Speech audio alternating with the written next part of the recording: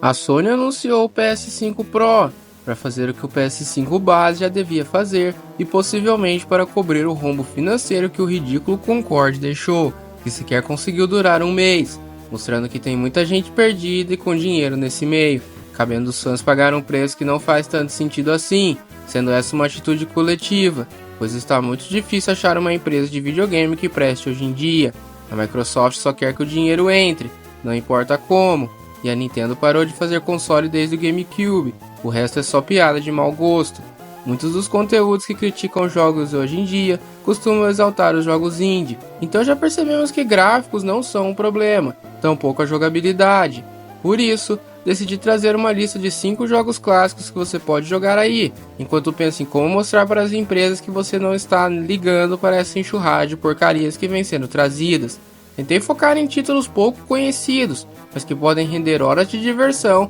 e que são interessantes conhecer, para aumentar a sua percepção sobre jogos.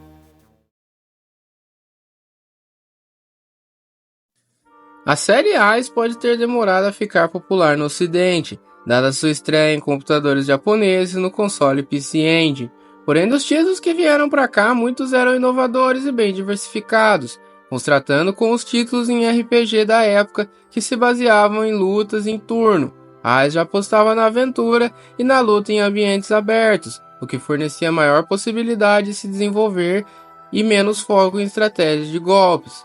Falando da história, AIS 3 segue o padrão da série, de apresentar Ada ou Christine em alguma aventura, dessa vez para salvar um vilarejo do domínio do Lord Maguire, e descobrir a verdade sobre os acontecimentos na região, com aquela pegada de aventura clássica e JRPG típico do Super Nintendo, ou do Mega Drive, dependendo de onde você for jogar.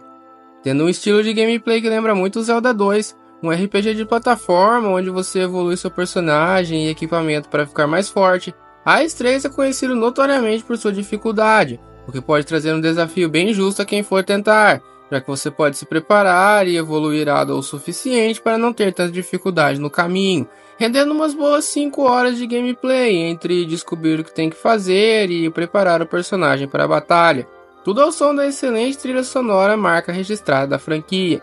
AIS 3 é um ótimo RPG para quem quer sentir a nostalgia de jogar algo clássico, mas que ao mesmo tempo é tudo novo, trazendo gráficos característicos da época e uma oportunidade de ver como a série se desenvolveu durante todo esse tempo, até chegar no excelente AIS 8 e no péssimo AIS 9. Lembrando que o AIS 3 chegou a receber um remake chamado Wolf of Felghana, mas nesse tópico decidi focar na versão original, por ser mais acessível para qualquer um jogar.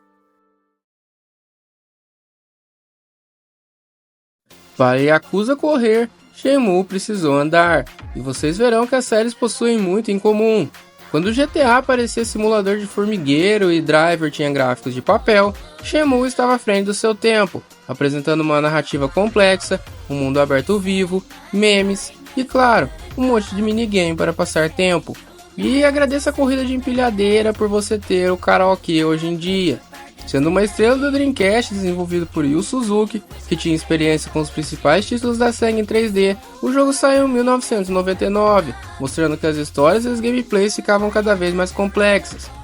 E a evolução dos consoles e passar do tempo, tudo estava mudando. Aqui temos a história de Ryo Hazuki, um jovem que no Japão dos anos 80 tem o pai assassinado por um clã rival. Então ele passa a investigar esse acontecimento, reunindo pistas e falando com pessoas, entrando em combate por aí e desenvolvendo suas habilidades em artes marciais. A gameplay é baseada em reunir pistas e informações, para chegar cada vez mais perto ao objetivo de descobrir a verdade, tendo reviravoltas na história e muita coisa que futuramente viria a ser incluída e apreciada em Yakuza. Shenmue infelizmente sofreu por ser um jogo muito à frente de seu tempo, sair em uma época que essas coisas não eram valorizadas, o que afetou severamente a continuidade do título e do próprio Dreamcast como um todo, com uma produção relativamente conturbada e marcada pelo desgaste do console no mercado.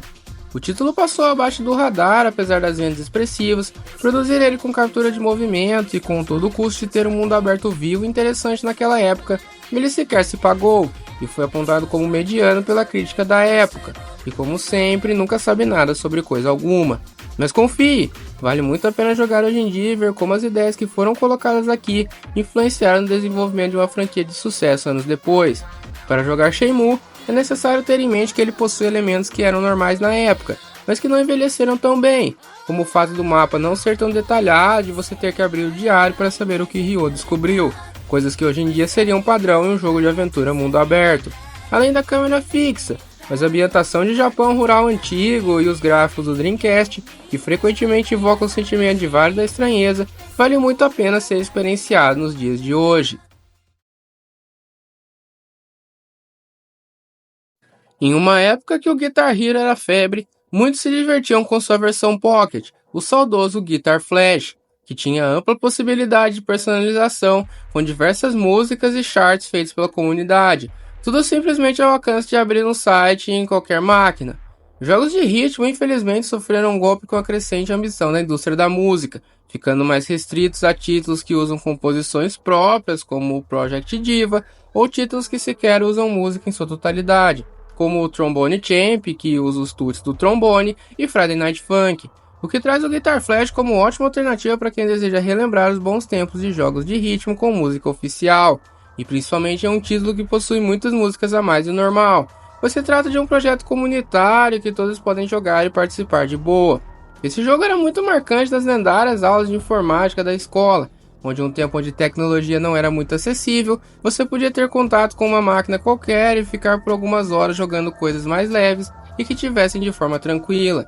É interessante colocar que Guitar Flash possui um grande apelo para ser jogado com amigos, se desafiando nos tempos e variando entre músicas alternativas, dada a extensa lista de títulos que isso possui. E mesmo com o fim do suporte à tecnologia Flash, ainda é tranquilo jogar o jogo no próprio site, com muita opção para se divertir e tirar um lazer, relembrando os bons tempos dos jogos de música.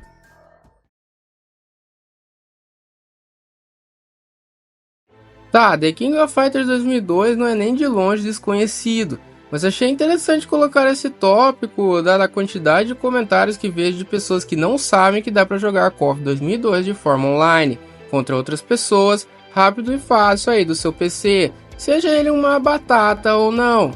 Falando do título em si, The King of Fighters 2002 praticamente ditou tudo que a SNK tenta replicar nos títulos atuais, combos complexos, cancelamento de golpes e um elenco que agrade muita gente, e é largamente reconhecido como o melhor KOF já produzido, pois seus sistemas permitem que jogadores experientes e iniciantes consigam se enfrentar, sem grandes vantagens para um lado ou para o outro, além da dificuldade de executar combos que, em títulos atuais, são facilmente puxados com poucos botões. Sendo um Dream Match, ele não possui história, e apenas joga os personagens para que você use, focado no combate, com sprites que já existiam de outros jogos e uma trilha sonora remixada dos temas clássicos do time, como Arashi no Saxofone 2 para o time Yagami e Let's Go to Seul para o time do Kim, o que torna tudo marcante e nostálgico de algum jeito. O melhor jeito de experienciar KOF 2002 atualmente é por meio do emulador Fightcade 2, que não só permite jogar os jogos de maneira offline, alternando entre a versão de arcade e console, como também de forma online, até mesmo com um sistema de ranking conforme a sua habilidade. Jogos online, por terem uma grande durabilidade, já que cada partida é muito diferente da outra, vale a pena investir e treinar para disputar com os melhores, garantindo ali horas de diversão e entretenimento, relembrando os tempos antigos do fliperama. Quem diria? Witcher não começou no terceiro jogo. A segunda aventura de Geralt provavelmente traça a linha onde deve ser revisitada, pois o primeiro jogo envelheceu muito mal e não tem muito a ver com o terceiro em termos de gameplay. E vamos ser sinceros aqui, a chance de você ter começado pelo terceiro é quase 100%. Aqui conferimos como Geralt escapou de ser considerado um assassino de reis, e como ajudou alguns amigos a acertar as coisas. E eu sei que a descrição parece genérica, mas se você conhece The Witcher, sabe que o jogo é praticamente outro dependendo do que você escolhe. Então vá sabendo que você precisa tomar muitas decisões e moldar a história à sua maneira, tal qual faz em alguns aspectos do terceiro jogo, sendo aqui onde você pode aprender mais sobre acontecimentos posteriores, como a rixa com o Leto de Goulet, quem é Vernon Roche, a ligação entre Triss e Geralt, além do estado posterior da Estada das Feiticeiras e membros da mesma que aparecem em Wild Hunt, como Philippa, Keira, Cilly, por aí vai. O sistema de personalização do personagem é muito bom, permitindo você desenvolver seu bruxo como desejar, além da presença de minigames e muitas missões secundárias, se aproximando mais do que veríamos à frente do que do jogo que já tinha existido. É muito interessante colocar que The Witcher 2 possui uma gameplay que se sustenta muito, além de mods que foram desenvolvidos ao longo do tempo com o próprio Dev Kit que a CD Projekt disponibilizou, o que torna o jogo e seus mods uma experiência agradável, além do que se tem normalmente, sem ficar imobilizado e engessado pelo jogo original apresenta, mostrando que vale muito a pena revisitar esse clássico de todas as coisas. E ainda tem o bônus de que caso você tenha um Xbox 360 por aí perdido, você pode simplesmente gravar num DVD e jogar. Esse é um dos poucos títulos que você não precisaria necessariamente de um PC atualmente.